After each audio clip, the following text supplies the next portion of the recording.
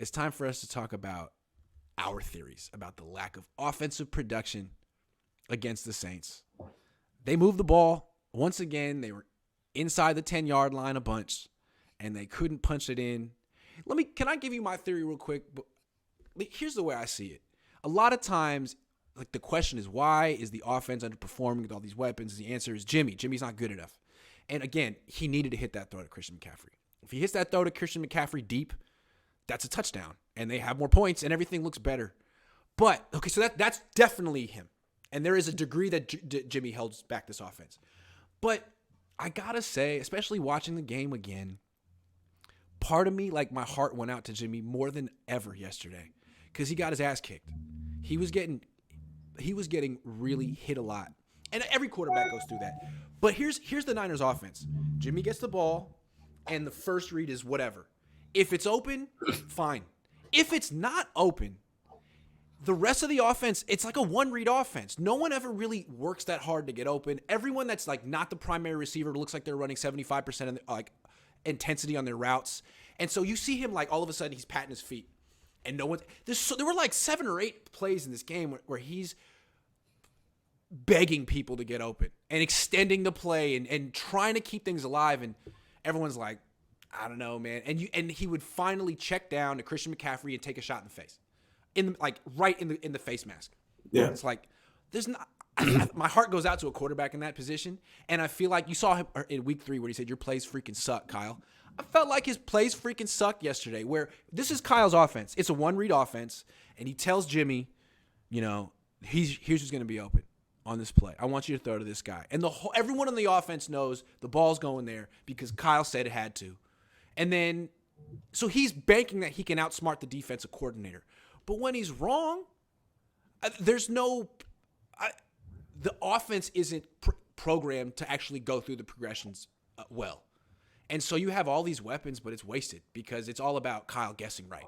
The whole freaking passing game is predicated on Kyle guessing right.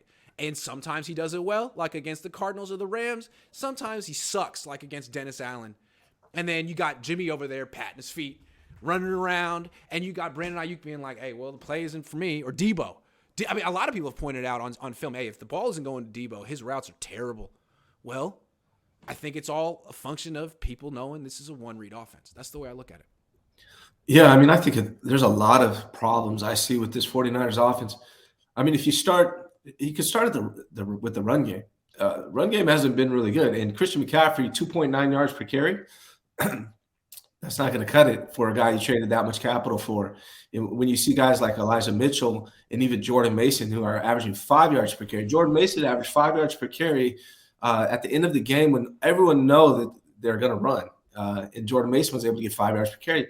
Christian McCaffrey is averaging 2.9 yards per carry, which is concerning. He had the same problem last week. I think he was at 3 yards per carry. Well, real quick, for his entire tenure with the Niners, 5 games, 4.2 yards per carry. In Carolina this year, he was averaging 4.6. Everyone thought, like, hey, man, if he's averaging 4.6 in Carolina, he's going to be averaging 6 yards a carry here on the Niners. What the hell is going on?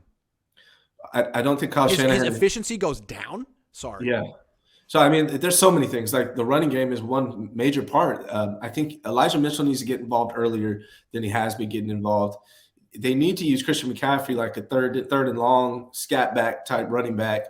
He's a receiver. He's good at running outside, but you can't be running Christian McCaffrey between the tackles. It's not an insult to Christian McCaffrey to be honest about what he's good and what he's not good at, and that's not his strength. I'd rather see Jordan Mason running between the tackles than Christian McCaffrey, if I'm being honest. And Kyle Shanahan has just not been able to use Christian McCaffrey in the run game like a lot of us were hoping. So the run game has been shut down pretty well for the most part.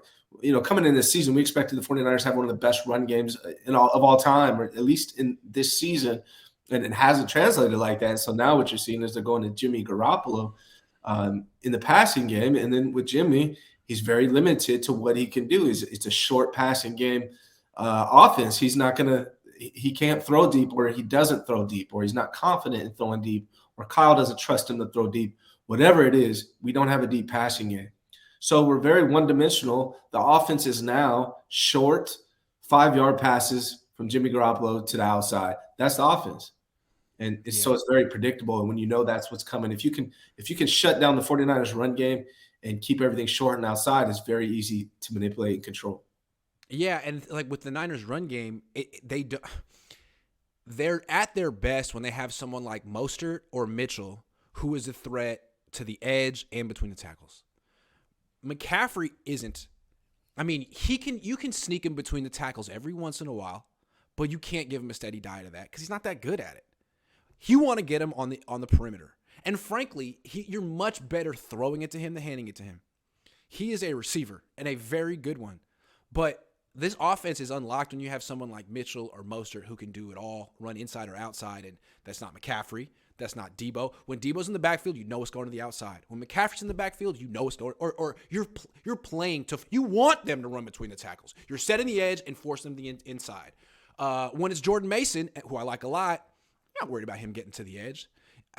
So they don't have the running back they want to have. Still, after all they've done. Yeah. And frankly, they might have had it in Jeff Wilson Jr. I don't know. I mean, just saying. That's part of the problem with the run game is McCaffrey hasn't been the easy fix. He helped in the passing game more than the running game. Yeah, exactly. And it's kind of so for nothing has changed for me, in my opinion, over the last 4 years. The biggest worry for me for the 49ers as they go into the postseason and try to win a Super Bowl has always been two people. It's Kyle Shanahan, it's Jimmy Garoppolo. It's like the chicken before the egg. I don't know which came first, which one is holding who back, or maybe it's a little of both. But those are the two guys. And Jimmy's had a good season. He's not turning the ball over. A lot of that, I think, is because it's all outside and short. And I think Kyle is kind of helping him with that. He has a lot of weapons.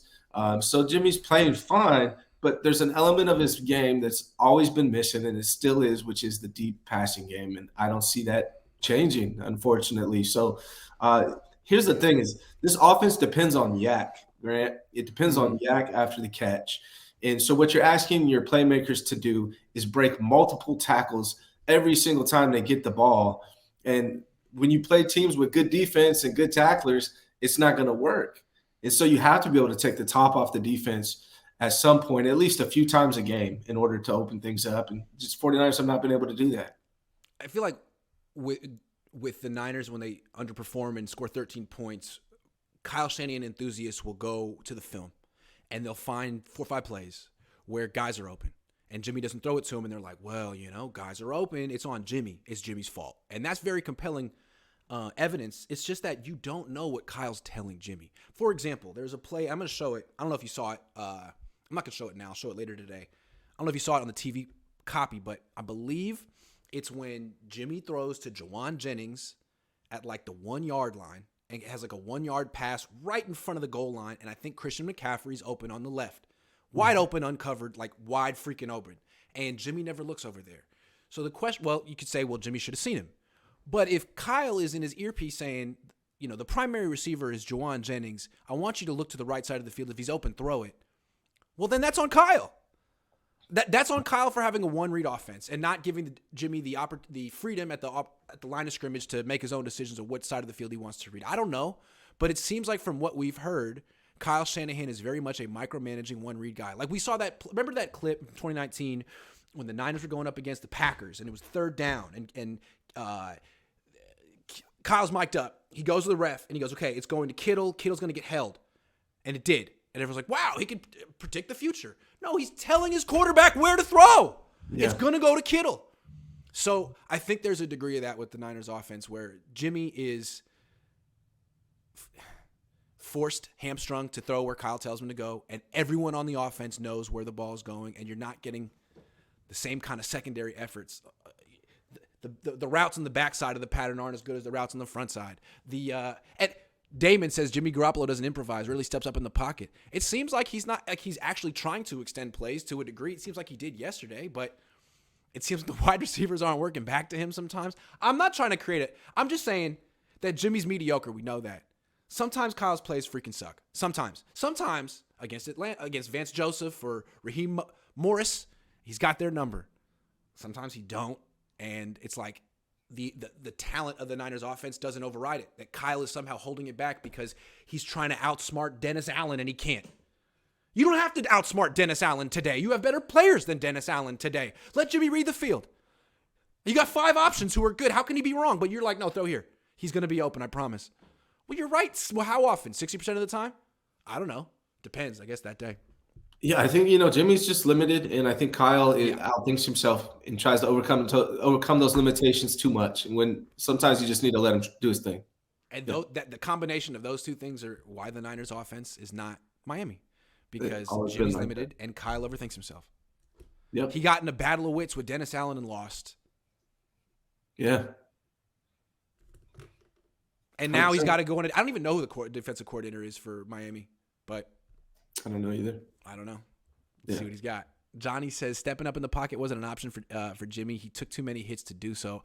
I would be scared to. He was getting smacked. That was the kind of game where I'm so, like you said, I'm curious to hear what Kyle says today about him. Yeah. As far as Jimmy getting smacked, I think that's one thing that we're going to see more of, I think, as the season progresses. These teams we start playing better defenses.